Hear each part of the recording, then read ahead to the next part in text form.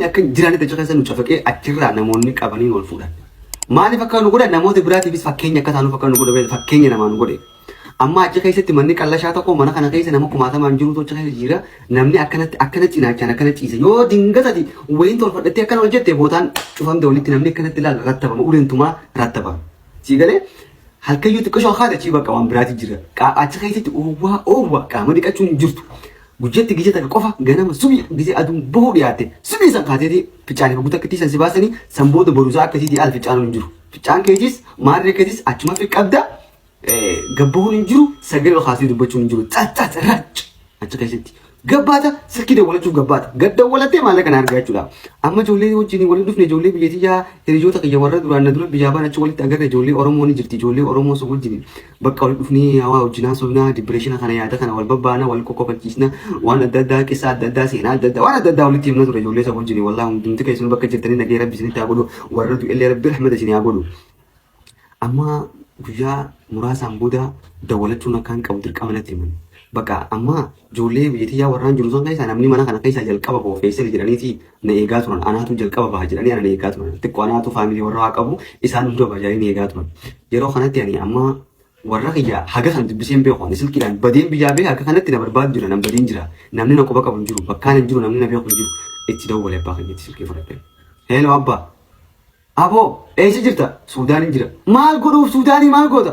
Akkanatti nama Awurooppaa daga jedheen deemee barbaada kanaan jira. Awurooppaa maaltu jira? Maaltu sirraa dhannaan deemte? Maal dhaba? Asii biyyaa baatee deemte. Amma maal barbaadde? Akkana bar maallaqa asii kafalannee dimbara Suudaanii fi dimbara Liibiyaa irraan jira. Maallaqa kafallee akkasitti Liibiyaa hundaqanii gara Awurooppaa deemuufi. Dhageessa. Yoo ati kagadii butaate maallaqa isaan nagaafatan kana dachaanis si kafale. Yoo ammoo isaan kasi gadi deebisne taate waliinis maallaqaas dhabee siis dhabuu hin jiru. Annama maqaan isaa feesaliituun qabu chaw ngirxam godhatee diimaa tuqa. Amma daldalchiin as qabate lan. Giyu asii laphee sana keessa boksiidhaan hirgichaadhaan tumaal mana ol deebise. Amma mana ol ni seenee bakka amaaraa jinan dhabe ijoolleen hundinuu gamanaa gammaseen taftafni jedhatanii dawaawwalatan. Amma bisi dawaawwalatan booda amma manni waan namni biraas dabalame. Namni waan nu dabalame jecha mannis waan nutti qaatee bakka lamatti itti qoodan. Amma bakka lamatti nu cinaa tokko nu fudhanii mana kophaa nu geessan kan kophaa cinaa tokko sitti hambisan. Amma anaa fi baharoo tokkicha biyyarraa wajji wal qabannee biyyaa baane san anaa fi isa qofaatitu kophaa be. Warra kaan Oromoo isaan wajjin nurraa hambisanii anaa fi bicha ammaas kophaa waliin hafe. Amma naa bisnu kun bakka kana keessa silkii siraataan dawwalatan hundumaan. Silkiin qonnaan ni dawwalanna namni maallaqa nu ergu hin jiru. Abbaan kiyyoo gadi deebisiif erga yommuu ati kabajin deebina taate maallaqaas dhabee waliin si dhabuu sin jiru chaw naan jedhee narratti dhufe.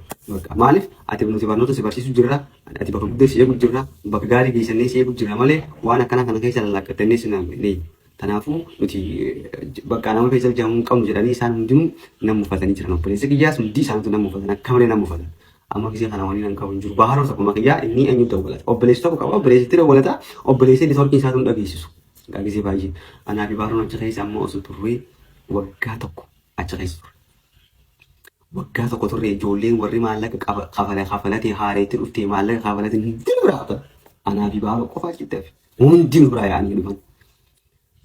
Amma achi keessatti poolisoonni naannoo sun dhagahanii fattashuu eegalan poolisoonni naannoo sun naannoo uummata magaffee kana ta'uu ni beekanii achirraa manas ni dhufanii gaara nu geessan warra duraan adda baane san amma tokko dura warra adda baane san ammoo hin dhufne warra akka keenyaa as keessattis maallaqa dhabee hafe qofaa walitti amma walitti hafe warra maallaqa hin qabu warri maallaqa qabu hundi maallaqa isaanii warri erganiif hundi mas rukutanii jiran warra maallaqa hin qabne walitti hafe amma gisee kanaan achitti dhukkubni hamaan tokko nuti akka malee dhukkubsadhe akka malee dhukkubsadhe achi keessa dhukkubsadhee of wallaalee nyaatas nyaachuun danda'u bishaaninis hanga kana qaama dhiqachuun hin jiru fincaan waggisa takka fincaan tapha qaayaan situation achi keessaa kan akkana jedhee gabaabsee waliin isin barbaadu jecha ditteeli isaan isin gabbisee waan ulfaatuuf ni ulfaata bakka akka malee dhukkubsadha amma du'aa fi jiruu keessaa dhiigni na keessaa dhume enerjiin na keessaa dhume viitaaminni wanni jedhamu qaama kan kana keessaa dhume qaamni kiyya maal taa'ee eegale na afuufamu qaamna isaa eegale na addaachuu eegale. Bakka akkanumatti waan fagoo kana waan dhadhootiin isaa bakka basa takka arguu eegale. Gurra kiyya waan hin dhageenye waan akka waan dhagootii fi gurri kiyya naa dhaguu bakka gurri ulfaachuu akkana eegale. Sanbooda bakka akkaan gara du'aa deemuu jiru arge. Namoonni akka kiyyaa ta'an namoota hedduu namoota galgala rafanii ganama nu biraa du'an hedduu jira. Kaambii san keessatti dubartii achi keessa deessee dhaltee duutee jira. Achuma keessa jiraannee namoonni waa'ee jaalalaa kana oofanis nama jiran. Daabdaabbee waraqaa jaalalaa olii ergan maal jedhanii bakka ilmi namaa kun bakka hunda keessatti bakka hunda keessatti akka hunda keessatti ilmi namaa nama waluma jaalata. Sigalee amma achi keessatti warra Addis Ababa wal baree achi keessatti dhalee achi keessatti ulmaadha akkuma dhalteen duutee jira. Warra ilmoonsii achi keessatti raaduu jira. Warra achi keessatti lubbuu dhabee jira. Dubartoota lubbuu dhabanii jira. Warra dhiiraa warra lubbuu dhaban hedduu jira. Maqaa isaanii siin dhahuun barbaadu hedduu jira. Sigalee namoota ijoolleen Soomaalonni har'a abaluuti boru abaluuti bakka amma wanni eegallee nama dur qofa lakkaa'uu eegalle bakka anis warra duraaf qophaa'isan keessaan ture abdii ijoollee hojii jiru hundinuu bakka ana dhadhaammatanii minaamu nama carrashaa obboleessa kiyya dawwaluun qaba jedheen obboleessa kiyya dawwallee itti dhaammadhee situushinaan keessa jiru ibsee fi dhiifamallee isaan gaafadhee minaa silkii irra cufadhee malee ganaa isheen booda torbaan sadii booda warra maallaqa kafalee warra tasaafaruu jira warra isa wajjin dingata maqaan kiyya yaamame. Amma rifadhe jinkata maqaan kiyya na yaaman rifadhee maaliin godhe dafee warra salfiseen ijoo keessa quccudhee walakkaa isaanii gattaa'e mataa kiyya kana lafa qaqqabe dingata dogongoraan na yaaman yoo na argan na deebisan saniifuu maaliin godhuu qaba akka inni na agarretti salfii jennaan salfii eeggadhee sirraata kiyya eeggadhee quccudhee taa'uun qabu amma quccudhee warra kafale hunda gayyaamee fixee warra kaan manatti ol deebisan amma ni haga ammaan hin deebisne jechuudha saluma tana keessaan jira makiinaa siinaan jedhan. Allah keessa kiyyan onni ndi yooma si qabina deebisa onni nta taane jedhu makiinaan onni kan makiinaa kun onni kan laal makiinaa kan shap akkuma xiyyitiin shap jedhee keessa ol seen quccee makiinaa qaraba dhaqee gattaa'e makiinaa walirraa si qaannana kan ture jiru qana maaliif yoo dingata yoo na fuula kiyyana arke na qaba amma bakka dingata bakka dogongoranii na baasu jiran jedhee yaadu jiran qab qodanii taa'u jira ulaana cufan nafsi namatti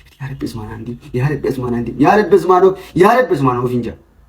Samboota eega akkasittiin noonna qambooda xiqqoo eega turanii dalaalchi maqaa keenyaa fi maal shufeerticha kanneen maal jeen booda ulaan banamtee feesan hin jiru dalaalchicha keenya maal kootu ularra namee jaan silkii quturii naa kante obboleessa keetiin maallaqa siraa kafalee silkii kana gisa daarii masirra hiite itti dawwaladhu jee silkii quturii naa kante hasan gisi inni maqaa keenya yaame wallaahi irzaa'ilii maqaa keenya yaame malee asuma keessa waan akka qaamuma kiyya kana keessa bakka wannoo hita kana kaate bakka anaa beeki jedhee tasfaa qabu bisee sina deebisuu deeman jedhee ni abbu dura obboleessa keessa irraa kafalee jiraamaa torbaan dura natti min silaafin jijjibeessee xiqqoo shollee taatu du'aaf hin kan of qopheessa na xiqqoo mallee taatu silaa waan nyaadheen of qopheessa silaa natti mee maal qabatu sila